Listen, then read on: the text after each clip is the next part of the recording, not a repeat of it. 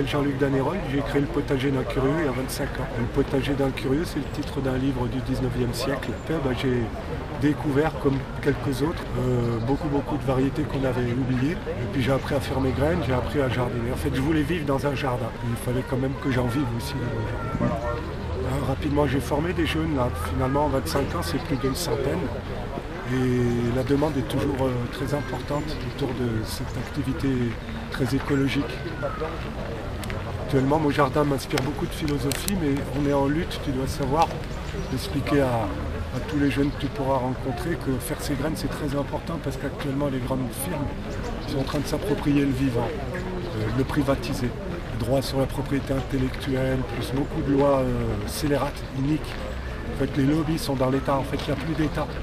Il n'y a plus que des firmes. Je disais qu'on est en lutte. Moi, je suis au conseil d'administration du réseau Semences Paysannes, qui est un réseau qui comprend 42 organisations en France.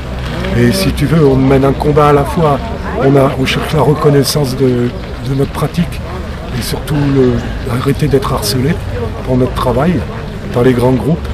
Et on cherche aussi des espèces de batailles juridiques pour éviter d'être à la merci de ces grands groupes qui font tout pour nous empêcher d'exister. C'est une véritable bataille de la graine qui a commencé. Et si tu veux, on pourrait dire que des mecs comme Beauvais, les faucheurs volontaires, ont ouvert le front. Mais derrière, il faut des alternatives aux OGM et peut-être que les semences paysannes ou les semences de jardiniers en sont. Simplement, il faut être lucide, c'est une guerre, quoi. Ouais. Et on peut vite se fatiguer à militer.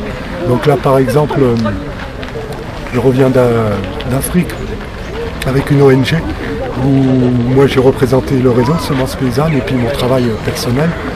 Et j'étais très heureux de voir qu'on a impulsé la création d'un réseau Semences Afrique avec 8 pays. Si tu veux, convergence des luttes, convergence des prises de conscience, c'est assez extraordinaire. Amérique du Sud, Inde, Asie, Afrique, Europe. Le truc, c'est justement d'arriver à recommencer à nourrir d'une manière équilibrée des gens qui sont défavorisés socialement et économiquement parlant, et surtout essayer de voir si ton type de semence peut venir en garrigue sans une débauche de flotte. Moi je dirais au-delà de BRF, le paillage, ouais.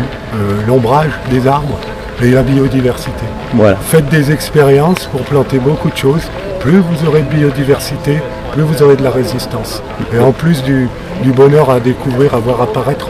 Si tu veux, moi ce que j'ai réalisé, parce que je pense beaucoup, un peu trop, même surtout l'hiver, mes réflexions en ce moment, que je transmets un peu de partout, et là je vais en profiter, c'est que quand tu cultives la biodiversité cultivée, tu mets plein de variétés différentes dans ton jardin, tu fais revenir la biodiversité sauvage. Les écosystèmes se complexifient, s'enrichissent. Donc moi, au bout de 25 ans de jardinage, je n'ai même plus de traitement, un peu de purin de consoude, mais je laisse un peu de matière organique. Ouais, les sols sont... Il y a comme un équilibre un peu, que je n'extrais pas une très forte production de l'éther. Bien sûr que la place des animaux est importante, mais il y a des animaux d'élevage, mais animaux sauvages. Moi je constate ça, je vois revenir beaucoup de trucs, y compris des plantes nouvelles qui apparaissent. On dirait vraiment qu'il y a une communauté qui s'installe. Et si tu veux, c'est un petit peu comme des cultures associatives, mais au sens où l'association, elle serait vaste. Associer 2 légumes côte à côte, ça peut être au-delà. C'est un principe, la biodiversité, en fait. C'est un concept. De toute façon, le jardinage, c'est qu'une affaire d'observation et d'expérience. Je dirais, avant d'intervenir, il faut bien regarder. Et effectivement, la première année ne sera pas la deuxième, ne sera pas la troisième. Il faut accepter le mouvement. Ça, c'est grâce à Gilles Clément qu'on l'a compris. Le jardin est en mouvement, c'est pas un truc figé. Non, une année tu réussiras des choses, l'autre année tu réussiras peut-être moins. Donc c'est un tout, quoi. Le mouvement est vraiment à accepter, puis bien sûr la pratique agroécologique. À savoir, attention à... J'ai un peu de distance avec les gens qui, même quand ils veulent faire bio, veulent traiter à tout prix leur jardin parce qu'il y a des problèmes, des trucs. Il faut d'abord regarder, voir ce qui se passe, parce que tout le monde est utile. S'il y a un gros ravage sur une plante, c'est qu'il y a eu un déséquilibre. Il faut le comprendre. Avant même d'intervenir, il faut le comprendre, ce déséquilibre. C'est la laitue sanguine. C'est une laitue très rare qui m'avait été confiée par un grand-père marseillais en me disant je l'ai depuis toujours, de mon grand-père, etc. Donc ça remontait début du siècle, début 20e siècle. Et je l'ai maintenue, tu vois, et j'ai toute une collection de salades comme ça. Et très intéressante laitue, tachée de rouge, donc d'où son nom sanguine. Et ça, c'est un drôle de topinambour qui fleurit énormément jaune chaque année et qui fait des longues griffes comme ça, tu vois, des longs tubercules. Voilà. Et qui est comestible. Ah, bien sûr, oui, c'est très bon le topinambour. Hein.